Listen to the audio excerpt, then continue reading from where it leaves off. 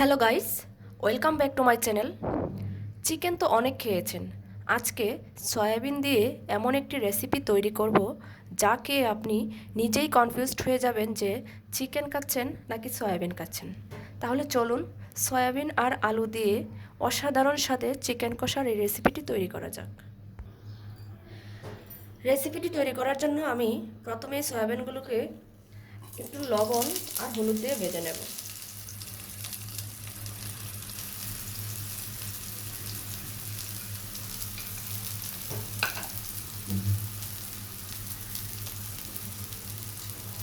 দিয়ে দিব হলুদের গুঁড়া, লবণ,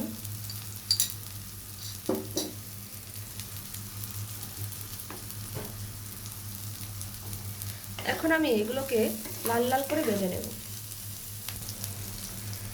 আমি এখানে ছোট সাইজের 2 কাপ সয়াবিন নিয়েছিলাম।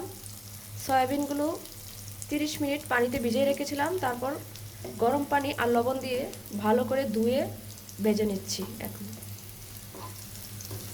প্রায় ভাজা হয়ে গেছে।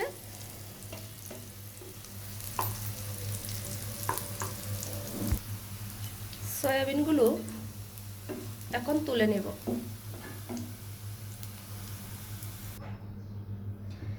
এখন এই তেলের মধ্যে আমি আলুগুলোকে ভেজে নেব।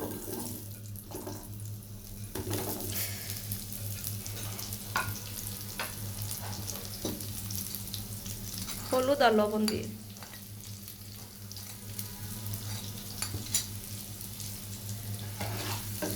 আলুগুলো আমি লাল লাল করে ভেজে নেব।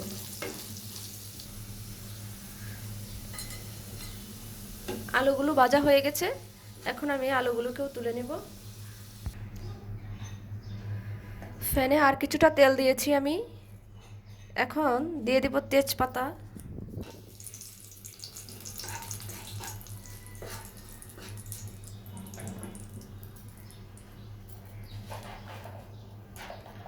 দিয়ে দেব পেঁয়াজ কুচি,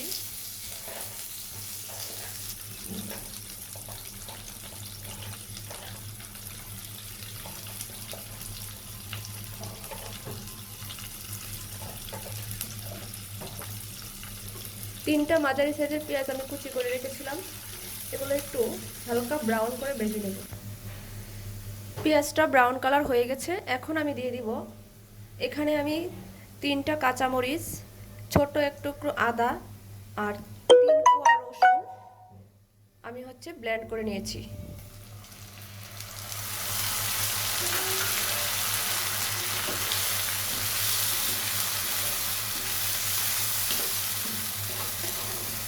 কিছুক্ষণ নাড়তে থাকবো।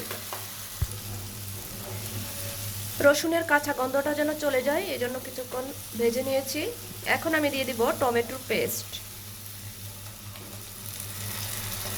একটি পাকা টমেটো আমি ব্লেন্ড করে নিয়েছিলাম। এটা কিছুক্ষণ কষিয়ে নেব। এখন দিয়ে দিব মরিচের গুঁড়া 1.5 চা চামচ, দিয়ে দিব হলুদের গুঁড়া, ধনিয়ার গুঁড়া, স্বাদ মতো লবণ। আমি সবগুলো পরিমাণ ডেসক্রিপশন বক্সে দিয়ে দিব। সবগুলো মশলাকে আমি ভালো করে কষিয়ে নেব। এখন আমি দিয়ে দিব জিরা বাটা।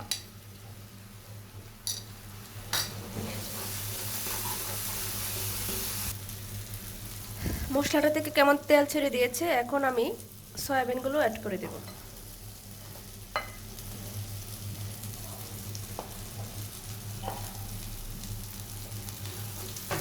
মশলার সাথে সয়াবিনটাকে আরেকটু কষিয়ে নেব।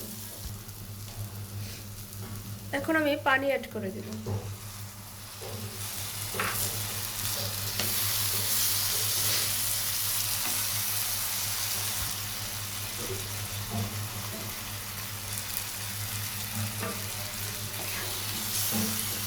কিছুক্ষণ ঢাকনা দিয়ে জাল করে নেব।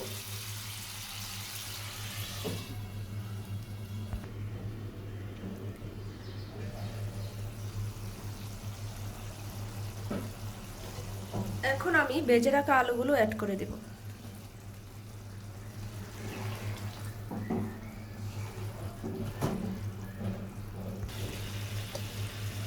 এখন আমি গরম মশলাটা দিয়ে দিব।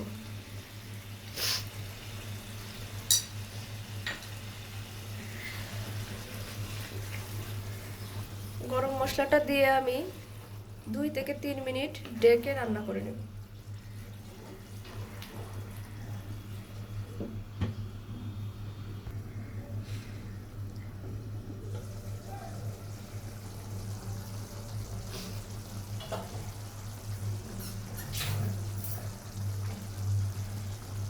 এখন আমি ঘি দিয়ে নামিয়ে পরিবেশন করব।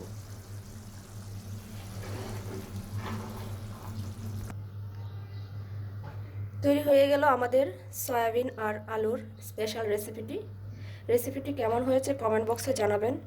আর এরকম নিত্য নতুন রেসিপি পেতে চ্যানেলটি সাবস্ক্রাইব করে পাশে থাকা বেল আইকনটি অন করে দিন। আজকে এই পর্যন্তই, ফিরে আসবো নতুন কোনো রেসিপি নিয়ে। সেই পর্যন্ত সবাই ভালো থাকুন, সুস্থ থাকুন। ধন্যবাদ।